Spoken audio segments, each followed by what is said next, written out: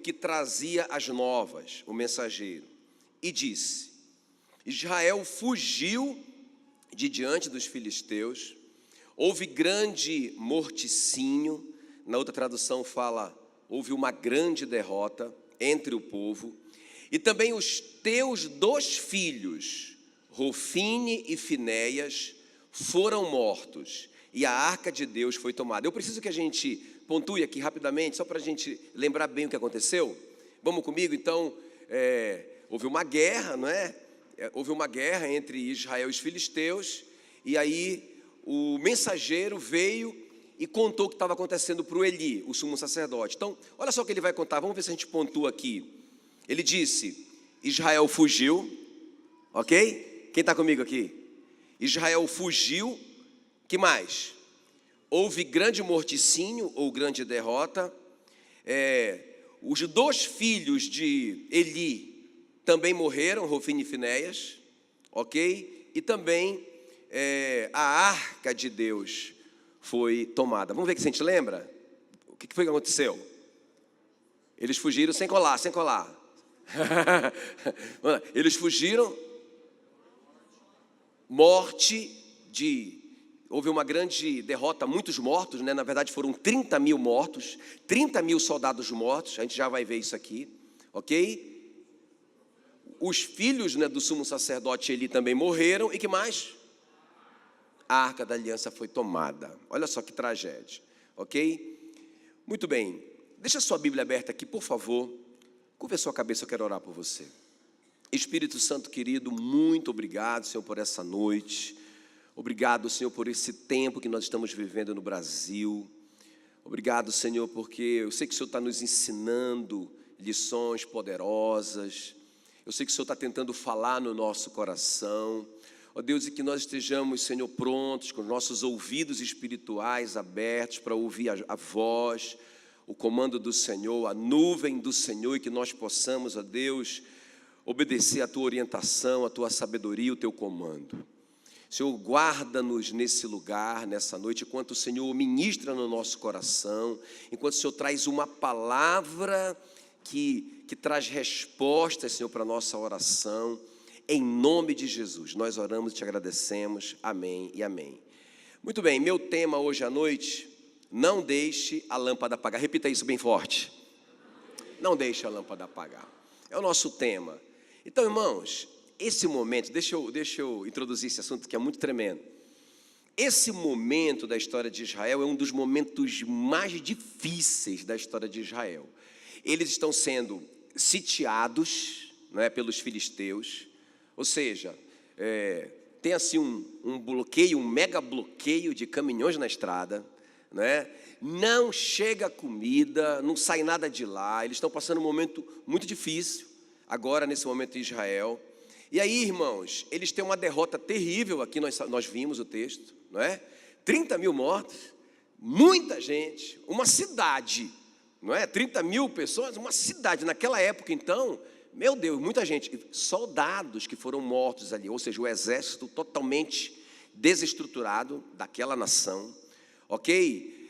O rei morreu, né? Não era o rei ainda, era o sumo sacerdote, e ele era também o juiz. O juiz reinava, a Bíblia diz que ele reinou ou governou Israel por 40 anos. Então, o governante principal da nação está fora de combate, morreu. Quem poderia assumir a nação eram os filhos deles, totalmente corruptos. A Bíblia diz que eles tomavam das coisas, né, das ofertas, está escrito, que era para eles, depois que a carne fosse queimada, era a lei, então eles poderiam tomar uma parte era dos sacerdotes, mas os filhos de Eli, eles tomavam a carne crua e eles comiam com a gordura. Alguém até os advertiu: você não pode fazer isso, essa parte, a gordura, é para ser queimada para Deus, não é? Nós queremos comer a gordura.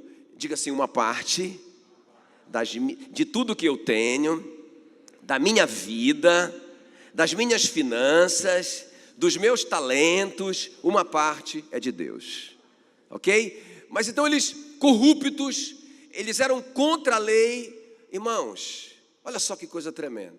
E aí qualquer semelhança terá sido mera coincidência.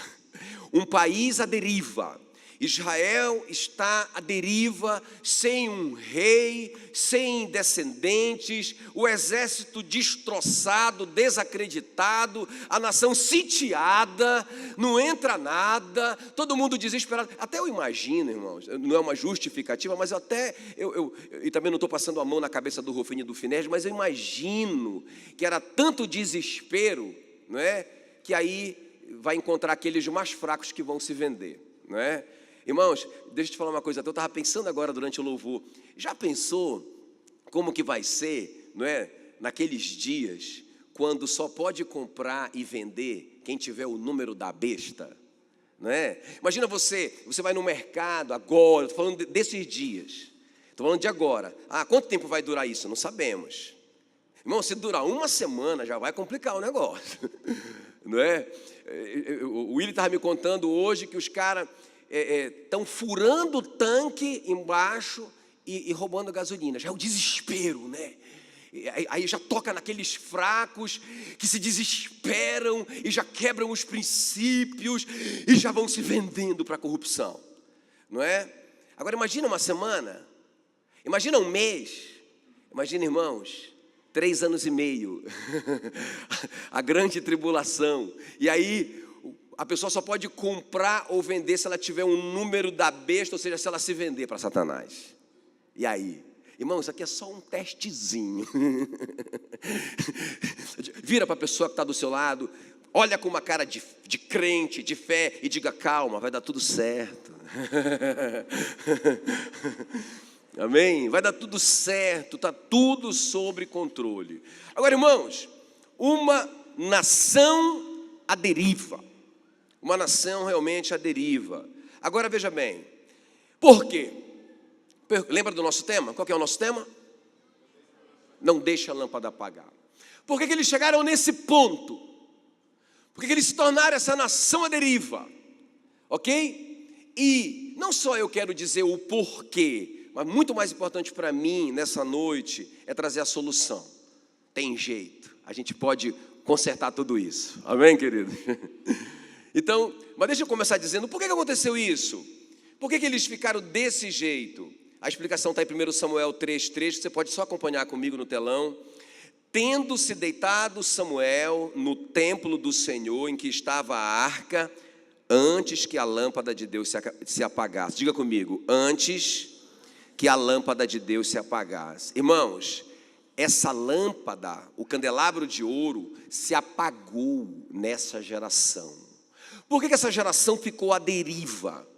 Porque eles deixaram a lâmpada apagar. Havia uma lei em Êxodo 27, 20.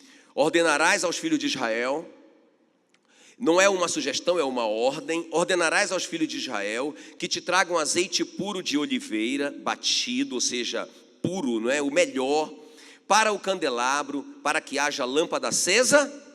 Bem forte, lâmpada acesa. Não podia apagar essa lâmpada nunca. Versículo 21, na tenda da congregação, fora do véu que está diante do testemunho, Arão e seus filhos a conservarão em ordem, desde a tarde até pela manhã perante o Senhor. Estatuto perpétuo será este a favor dos filhos de Israel pelas suas gerações. Diga, estatuto perpétuo. Então, irmãos, não podia apagar o candelabro de ouro nunca. O candelabro de ouro, você sabe bem, né? Vocês têm eu sei que todo mundo sabe bem, o tabernáculo, ele era uma tenda dividida em 2 partes. Em volta dele havia um grande quintal, um grande terreno, todo cercado, chamado átrio, ok? E nessa primeira parte, que era o santo lugar, era onde o sacerdote prestava o culto. Então, quando ele entrava ali, do seu lado direito tinha a mesa dos pães da proposição, que eram trocados diariamente. Tinha o altar do incenso. E do seu lado esquerdo tinha o grande candelabro de ouro, que não podia apagar nunca. Por que ele servia? Para que ele servia? Porque sem ele ficava tudo escuro. O sacerdote não podia trabalhar ali. Ele não podia prestar o culto, servir a Deus ali. Ok? E uma vez por ano, só o sumo sacerdote entrava no véu. Ok? Só ele podia entrar uma vez por ano para fazer expiação pelos pecados dos filhos de Israel. Então ele entrava com o sangue de um cordeiro, de um ano puro, e ele, por causa do candelabro de ouro aceso, ele conseguia ver tudo ali, ele conseguia entrar no Santo dos Santos, aonde estava a Arca da Aliança, e ele derramava o sangue do cordeiro em cima da tampa da Arca da Aliança, que se chamava propiciatório, ok? Aonde estavam os 2 querubins de ouro, e dali saía uma fumaça azulada, que era a Shekinah de Deus. Aleluia. Mas essa geração, irmãos, acabou esse culto. Nessa geração, acabou a lâmpada, eles deixaram acabar a lâmpada, não é? Eles ficaram na escuridão. Então, irmãos, por isso que eles ficaram à deriva. Agora preste atenção aqui. Você pode estar se perguntando: peraí, pastor, mas o que é que isso tem a ver com a gente? A gente não tem mais isso, ok? Irmãos, olha só o que diz 1 Coríntios 3,16, Novo Testamento: não sabeis que sois santuário de Deus e que o Espírito de Deus habita em vós? Irmãos, esse tabernáculo agora, essa tenda da congregação, somos nós, sou eu e você, ok? E o Espírito Santo, esse fogo que não pode apagar, continuamente, perpetuamente, pelos séculos dos séculos habita em nós. Ah, pastor, mas fica tranquilo, porque ele está aí, então ele não apaga, ele é Deus. Mas olha o que diz o apóstolo Paulo em 1 Tessalonicenses 5,19: não apagueis o Espírito Santo. Quem está me entendendo? Está começando a entender? É você que mantém a chama. Não, eu posso apagar. Então, olha só, irmãos, esses sacerdotes, essa geração não cuidou da lâmpada do candelabro de ouro, não cuidou, não zelou, não teve responsabilidade, e ela se apagou. Então foi uma geração que, olha só, a gente viu no começo, fugiu dos seus inimigos.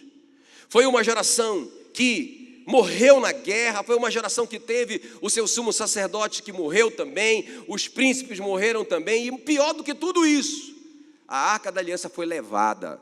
Irmãos, Deus saiu do meio deles. Quem está me entendendo? Os filisteus levaram a Arca da Aliança. Que coisa, Deus preferiu ficar lá com os filisteus do que com o seu povo. Quem está me entendendo? Ok? Então, foi isso que aconteceu, irmãos. E nós precisamos hoje olhar para isso, como que está a nossa lâmpada. Ok? Então, agora a pergunta é: como que foi apagando isso naquela geração? Está aqui, ó. Olha o que diz 1 Samuel 3:1. O jovem Samuel servia ao Senhor perante Eli naqueles dias. A palavra do Senhor era muito rara. Diga comigo, a palavra do Senhor era muito rara. Olha só, primeira pista. Por que essa geração foi apagando? Por que essa geração foi negligenciando a lâmpada, o candelabro? Por que eles apagaram? Por que eles ficaram na escuridão? Então olha só a pista. A palavra do Senhor era muito rara. Como que é a palavra do Senhor na sua vida? Como é que eu mantenho acesa essa chama nesse templo, nesse tabernáculo? Como que eu mantenho essa chama acesa? Irmãos, primeira coisa, eu não posso negligenciar a palavra não pode ser rara na minha vida, ok? Eu não posso ter um relacionamento com a palavra assim, ó, de domingo em domingo. É raro, isso é raro.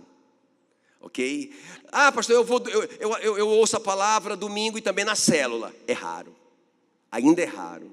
A palavra é rara, ok, queridos? Porque tem que ser como? Como que tem que ser? Como que tem que manter a chama? Continuamente. Então irmão, só tinha um intervalo para essa chama. Quando o sacerdote entrava no santo lugar, trocava o pavio, era muito rápido, ele trocava o pavio e enchia a lamparina de gasolina. Aleluia, aí tinha muita gasolina. Estou falando gasolina para contextualizar. Tinha muita gasolina. Gasolina azul de avião que nunca acaba. Agora, nós temos que ter o compromisso de ir lá buscar todo dia. Quem está me entendendo? E aí, irmãos, todo dia. Então a palavra era muito rara. As visões não eram frequentes. O que fala visões? Irmão, só tem visão espiritual quem está no lugar da oração. Ninguém vai ter uma visão, ninguém vai tropeçar numa visão. O que foi? Eu tive uma visão. Não, irmão, se você não tem vida de oração, você não tem visão espiritual. Quem dá essa visão é o Espírito Santo em você. Aleluia. Então essa geração desprezou a palavra, era uma geração com pouca palavra, uma geração com pouca oração. Tão pouca oração, escuta bem, que quando Deus quis falar para o Eli, que era o sumo sacerdote, que era o cara da ponta, não é? Era o pastor presidente, o cara era faixa preta. Quando Deus quis falar com Eli, falar para o Eli, olha, eu preciso falar contigo, não é? Porque os teus filhos se corromperam, eles estão em prostituição com as mulheres no templo, e eles estão roubando a parte do Senhor. A Bíblia diz que eles se tornaram execráveis ou abomináveis para mim, diz o Senhor. Eu quero resolver isso contigo. Mas, irmão, o cara só estava offline o tempo todo. Deus precisou falar com um rapaz chamado Samuel, ok? Que o Samuel era um cara que mantinha a lâmpada acesa continuamente, aleluia. E Deus alcançou Samuel e falou com Samuel o que ele ia fazer com a nação. Então tudo isso que aconteceu aqui, que nós lemos no começo, foi a promessa que Deus deu para o Samuel. Samuel, vai acontecer isso. Eu vou tirar o Eli da posição de liderança dele. Os filhos dele vão morrer, porque ele não corrige os filhos dele, ok? Israel vai ser entregue na mão dos filisteus e eu vou sair daqui. Ok, queridos? Agora, irmãos, então vamos ver comigo o que aconteceu, para que a gente não deixe a lâmpada apagar dentro de nós. Vamos ver as consequências dessa geração deixar a lâmpada apagar. Eles abandonaram a palavra de Deus, a palavra era muito rara, ok? A vida de oração era muito rara. Irmãos, deixa eu te falar uma coisa, talvez algumas pessoas ainda pensem assim: pastor, o senhor lê a Bíblia, porque é sua obrigação, o senhor pregar para nós. Tem que pregar para nós todo domingo mesmo, então tem que ler mais a Bíblia, né? Ou é sua oração orar por nós. Irmãos, engano seu, porque deixa eu te falar uma coisa, cada um de nós é um tabernáculo individual, cada um de nós tem um candelabro de ouro dentro de nós. O candelabro de ouro é a representação, é a tipologia bíblica do Espírito Santo, aleluia, todo mundo sabe disso. Todo mundo, cada um de nós tem que manter esse candelabro aceso continuamente, entende? Então veja bem, não sou eu que tenho que manter o candelabro de vocês aceso, não é? Então veja bem, imagina quando uma criança bem pequena, né, bebezinha, bem bebezinha, tão bonitinho, aí o pai vai lá e dá a papinha para ela, toma na boquinha a palavra, toma meu bebê, não é? Aí imagina um menino com 2 anos, já sabe até falar, aí o pai diz, olha o aviãozinho, aí o menino, menino com 6 anos, o pai está dizendo para ele, olha o aviãozinho, já está estranho, já tem alguma patologia aí, não é? Agora o menino está com 15 anos, e o pai, filho, olha o aviãozinho, tem que comer. Aí o cara com 40 anos, pai, aviãozinho. Então, irmão, a igreja está assim hoje, não é? Ela não come todos os dias, porque ela começou no final de semana. Aí é o papai aqui, o pastor, né? O pastor, ou qualquer pastor do Brasil e do mundo, que tem que preparar uma papinha muito gostosinha, para que todo mundo goste. Tem que ser uma palavra que todo mundo fique feliz. Aí todo mundo abre a boquinha e o pastor dá a papinha. Irmão, não, isso é coisa de bebezinho. Aqui é uma celebração, nós estamos celebrando o Senhor. Estou dando uma palavra de direção para a igreja. Mas, irmãos, o que vai te alimentar e o que vai te sustentar é o que você come todo dia. É a sua vida pessoal de oração. A responsabilidade de manter esse candelabro aceso é sua, é intransferível. Mas e se apagar? Aí vamos ver aqui agora comigo? Então, em primeiro lugar, quando a lâmpada de Deus se apaga, há morte no mundo. Quando a lâmpada de Deus apaga em nós, as pessoas que estão em nossa volta vão perecer. Olha o que diz 1 Samuel 4, aí o versículo 17, só a primeira parte. Então respondeu o que trazia as novas e disse: Israel fugiu, olha só, de diante dos filisteus, houve grande morticínio entre o povo. O versículo 10 diz então que morreram 30.000 homens, 30.000 soldados. Agora preste bem atenção aqui, gente. Primeira consequência, as pessoas em volta vão perecer. Irmãos, nós somos a luz do mundo, ok? O apóstolo Pedro diz: também vós mesmos como pedras que vivem, vocês são brasas, eu e você somos brasas vivas. Se nós apagarmos, nós não vamos incendiar ninguém. Entende o que eu estou falando? Então, irmão, não é uma religião, não é uma igreja, nada disso. Cada um de nós, uma pedra viva, uma tocha viva, responsável por manter o candeeiro de ouro aceso dentro de nós, todos os dias. Nós somos a luz desse mundo, glória a Deus. Sabe, eu gosto de uma história na Bíblia das 10 virgens, quem conhece a história das 10 virgens? Já viram lá? Eram 10 virgens esperando o noivo. Quantos aqui de vocês estão esperando a segunda volta de Jesus? Deixa eu ver, só os que estão esperando. Glória a Deus. Então, o que é 10 na Bíblia? É a totalidade, é o número da totalidade, é o total, 10. Significa o seguinte: é toda a igreja, a totalidade da igreja está esperando Jesus. Agora vejam bem, eram 10, e fala que eram 5 prudentes e 5 nécias, tolas, insensatas. Isso é a representação da igreja. Alguns são prudentes e outros não são tão prudentes, ok? Mas todos estão esperando o noivo. Agora outra coisa interessante, elas eram virgens. O que significa isso? Elas estavam puras, elas não estavam contaminadas pelo mundo.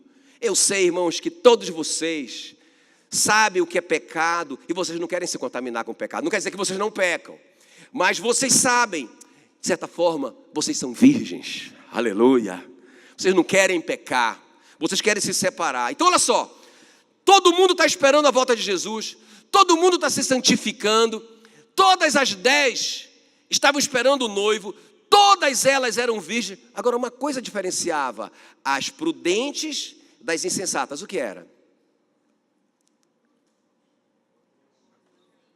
Eu ouvi para cá azeite, eu ouvi óleo, é isso mesmo. A diferença entre elas era que a tocha das prudentes estava acesa continuamente. Elas levaram o candeeiro aceso e elas levaram gasolina, aleluia. Elas levaram sobrando, porque caso ele demorasse um pouco, elas estariam prontas, esperando por ele. É o que nós estamos fazendo aqui. Enquanto ele chega, enquanto ele vem, nós temos que estar queimando. Quem está me entendendo?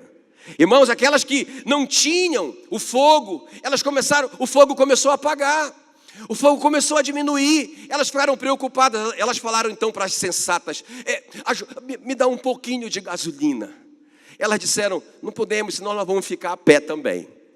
Vamos fazer o seguinte: vão lá na venda e comprem gasolina para vocês. E a Bíblia diz que quando elas saíram para comprar, não é? O óleo, o azeite, o noivo chegou. E quando o noivo chegou, levou as 5 para sua casa, para a festa. Tinha uma festa antes do casamento.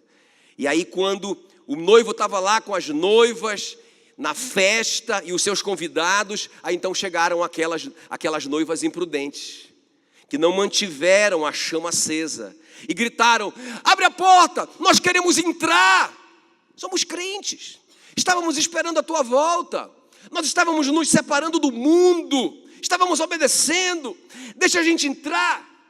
Aí o noivo gritou de lá de dentro: apartai-vos de mim, eu não conheço vocês. O que foi a diferença? Por que essas mulheres não foram aceitas? Por que essa parte da igreja não vai ser aceita? Não é porque elas não creem assim, que o noivo vai voltar. Não é porque elas estão se separando, mas é porque elas não tem uma vida cheia do Espírito Santo. Quem está me entendendo? A palavra era rara e as visões não eram frequentes. Como vai o nosso relacionamento com a palavra e como vai o nosso relacionamento, a nossa vida de oração? Então a primeira coisa que aconteceu aqui, gente, olha só, morreram 30.000. Eles deixaram a lâmpada apagar e as pessoas em volta vão começar a morrer. Irmãos, nós somos a resposta para tudo isso aí. Ok, querido? Se nós estivermos acesos, vai ter vida. O contrário é morte. É morte. E sabe o quê? Deixa eu te falar uma coisa. Eu creio muito nisso. Tudo isso veio como uma resposta para Israel. Por causa do pecado mesmo. Por causa da indiferença com a palavra de Deus. E tudo isso veio. Irmãos, eu creio que Deus está chamando a nossa atenção. Deixa eu te falar uma coisa. Eu tenho falado assim, ó, ei pessoal, calma. Eu tenho falado para os meus filhos e para a minha família, ei, calma, tá tudo bem. Aí eu falo para eles assim, eu já vi várias vezes isso acontecer. Puxa vida, pai, quantos anos o Senhor vive? Porque o pessoal está dizendo assim, eu nunca vi. Primeira vez que eu vejo um negócio desse, eu disse, não, eu já vi várias vezes. Quem está comigo aqui? Eu já vi muitas vezes acontecer essa história. A mesma história, eu sei como começa, eu sei o meio e eu sei o fim. Quem acredita em mim? Eu sei. Já aconteceu muitas vezes, sabe como? Toda vez a mesma coisa. Toda vez que Israel se afastava de Deus, toda vez era a mesma coisa. Eles se afastavam de Deus, eles começavam a ficar vislumbrados com as coisas, eles começavam a trabalhar demais, correndo atrás de dinheiro para ficarem milionários, toda vez. E eles começaram a idolatrar outros deuses para conseguir mais grana. Você fala, não pastor, mas eu não idolatro. Mas a Bíblia diz que a avareza é a idolatria. E aí, irmãos, eles se desviavam de Deus. E a Bíblia diz então que Deus os entregava aos inimigos. Deus falava assim, chamava o inimigo e dizia, olha aqui, seu filisteu, eu vou entregar meus filhinhos na sua mão para vocês cuidarem. Só não mata o bichinho. Só não mata, mas pode cuidar por algum tempo. Quer ver? Lê o livro de Reis. Irmãos, aí eles vão padecer. Esses sítios, o inimigo vai sitiar a terra. Eu já vi isso. Então não é novidade para mim. O inimigo vai sitiar a terra, ninguém entra, ninguém sai, o povo vai ficar com fome. Em Juízes 7 tem uma situação de tal calamidade que duas mães negociaram para comer os seus próprios filhos e comeram um. Entende? Já aconteceu. Quem está comigo? Mas aí quando o povo de Deus estava naquela situação terrível, aí o povo de Deus se convertia, o povo de Deus voltava para Deus, voltava para a palavra de Deus, voltava para o temor de Deus, voltava para uma vida de oração, acendia o candeeiro de ouro e clamava ao Senhor, e todas as vezes o Senhor atendia e mandava um libertador, aleluia. E aquele libertador, aí foi o Gideão, foi o Jefité, foi o Sansão, foram vários libertadores, a Débora, grandes libertadores, o Josué, libertaram o povo de Deus. Aí o povo de Deus ficou feliz, e enquanto viveu aquele juiz, aquele povo andou com Deus, morreu o juiz, o povo se corrompeu, e tudo começava, tudo de novo. Eu já vi isso muitas vezes, quem está me entendendo? O mesmo sítio, o mesmo terror, mas eu estou feliz porque eu já começo a ver as pessoas voltarem para casa. Irmão, se a igreja acender, o mundo todo pega fogo. Quem está me entendendo? Aleluia. Então, qual que é a solução aqui, pastor? A solução é a igreja pegar fogo. A solução é nós acendermos o candeeiro de ouro. Segundo lugar, então se a lâmpada apagar, as pessoas em volta vão perecer. Foi o que aconteceu aqui. Quando eu falo aqui, eu estou falando de Israel. Qualquer semelhança terá sido mera coincidência com o Brasil. Em segundo lugar, se a lâmpada de Deus se apagar, haverá morte na família. Diga comigo, se a lâmpada de Deus apagar, na minha vida, haverá morte na família. Eu posso apagar a lâmpada, sim ou não? Nós acabamos de ler. 1 Tessalonicenses, não é? Não apagueis o Espírito Santo que habita em vocês. Sim, eu posso. Agora veja bem, se a lâmpada apagar, haverá morte na família. Então vamos ver aqui, ó, 1 Samuel 4:17, a parte B. Os filhos, os teus 2 filhos, os filhos de Eli, Rofine e Finéias, foram mortos. Olha só, irmãos, a lâmpada se apagou. O Eli negligenciou a lâmpada do Senhor. Essa geração negligenciou, irmãos, atingiu os filhos. Agora presta bem atenção. Os filhos morreram. E aí foram avisar para o Eli. Quando ele ouviu falar que a Arca da Aliança tinha sido roubada, ele caiu da cadeira, versículo 18, para trás, perto do portão da cidade. Ele estava muito velho e gordo. Por isso, quando caiu, quebrou o pescoço e morreu. Quando foram contar a história para a nora dele, ou a esposa do Rofine, ou do Finéias, obrigado. Quando foram contar a história para ela, o que aconteceu com ela? Ela estava grávida, aí ela sentiu dores de parto, correram com ela, e a Bíblia diz que o menino nasceu, mas ela já não respondeu. O último suspiro dela foi Icabode, foi-se a glória. Então veja bem, uma geração que deixou a lâmpada apagar, uma geração que a palavra era rara e as visões não eram frequentes, uma geração que negligenciou o Espírito Santo e o relacionamento com Deus. Irmãos, os seus filhos, a sua família foram atingidos. Esses dias a gente participou de um curso, eu e a Meila, inclusive da Universidade da Família, né, a UDF. Irmãos, eu fiquei chocado com uma pesquisa que eles fizeram, que 90% dos filhos de crentes desviaram ou esfriaram quando entraram nas universidades. Aí, beleza, eles foram pesquisar isso, eles foram investigar isso, fizeram um questionário e colocaram várias perguntas. Eles queriam saber por quê. Era uma coisa anônima, ninguém colocava nome, então eles pesquisaram não sei quantos jovens, numa idade de, eu não lembro bem agora, talvez de 15 até 19 anos, eles pesquisaram essa meninada. E aí eles tinham que responder. Irmãos, mais do que 80% respondeu o seguinte: hipocrisia dos pais. Veja bem, o que eles estavam dizendo com isso? Eu não acredito nesse evangelho porque o meu pai dentro da minha casa é uma coisa e na igreja ele é outra completamente diferente. O meu pai é uma coisa comigo, é uma coisa totalmente diferente com os seus amigos. Eu não acredito no evangelho, o evangelho é uma mentira, é uma hipocrisia. Hipocrisia foi a resposta dos jovens. Irmão, se o pai apagar, o filho apaga.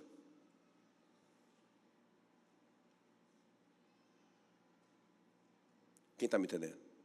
A gente vê, por exemplo, o Daniel da Bíblia, um garoto de 17 anos, que quando chegou na Babilônia, pensa, o cara, todo mundo era escravo, todo mundo vivia na miséria, não é? Mas eles, como eram filhos de nobres, o Daniel e um grupo seleto, foi escolhido para ficar no palácio. Eles eram bonitos, eles eram inteligentes, estudaram e tal. E aí o rei, não, eu quero vocês aqui. E vocês vão comer a minha comida. O Daniel disse, eu não posso. Não posso comer a tua comida. Porque é contra a lei do meu Deus. Eu não posso. Irmãos, pensa, o eunuco ficou doido. Cara, tu vai morrer, tu tem que comer. Pode matar. Não é? Ele falou assim, aí ele fez um desafio. Eu faço um desafio, eu vou comer só o que eu posso e vou ficar melhor do que os outros jovens. Faz um desafio, 10 dias. Faz um teste comigo por 10 dias, se eu não vou ficar melhor. O eunuco botou tanta fé no Daniel, que ele disse, fechado, 10 dias. Eu não vou falar para ninguém. E o Daniel só comeu o que ele podia comer, pela lei de Deus. Terminou os 10 dias, o Daniel estava só o filé do boi, né? Fitness, saudável, bonitão, aleluia. Não é? Igual o pastor de vocês. E aí, irmãos, o que aconteceu? A Bíblia diz que quando o eunuco contou isso para o rei mandou mudar a alimentação de todo mundo para ficar igual o Daniel. Quem está me entendendo? Agora, por que eu estou te falando isso? O pai do Daniel não estava lá. A mãe dele não estava lá. O pastor dele não estava lá. Não tinha ninguém para contar o que ele estava fazendo. Mas tinha uma formação dentro dele, valores dentro dele. Irmão, não adianta a gente ficar dizendo para o filho assim, ó, faça isso, para com isso, menino, não pode isso, não faz aquilo. E ele vê que você faz. Não adianta. Vai ler a Bíblia, menino, você não lê. Vai orar, você não ora. Leva a sério as coisas de Deus, você não leva. Mas quando uma criança é treinada numa casa onde os pais estão queimando, ela vai queimar. Anote isso no seu coração, quem está me entendendo? E quando ela estiver longe de vocês, lá na Babilônia, e seduzida pelo rei, ela vai dizer, pode me matar, mas eu não como, eu não faço. Não tem ninguém me olhando, mas eu amo o meu Senhor. Aleluia, aleluia. O Daniel era uma tocha no meio daquela geração. Irmãos, essa aqui é a solução para o mundo. Então veja bem, a segunda coisa aqui que aconteceu, a lâmpada apagou e os filhos do Eli morreram. Terceiro lugar, para a gente orar. Se a lâmpada de Deus se apagar, perderemos a presença de Deus.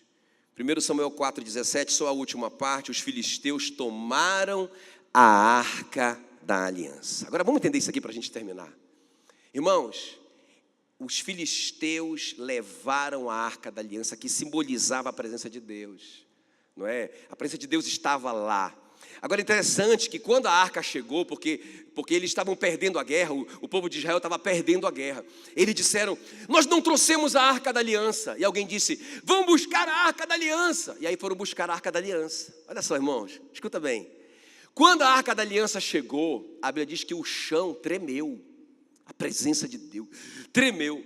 E o povo de Israel começou a gritar tão alto, que do outro lado, os filisteus ouviram o clamor e eles disseram, os deuses de Israel, que livraram eles do Egito estão no meio deles.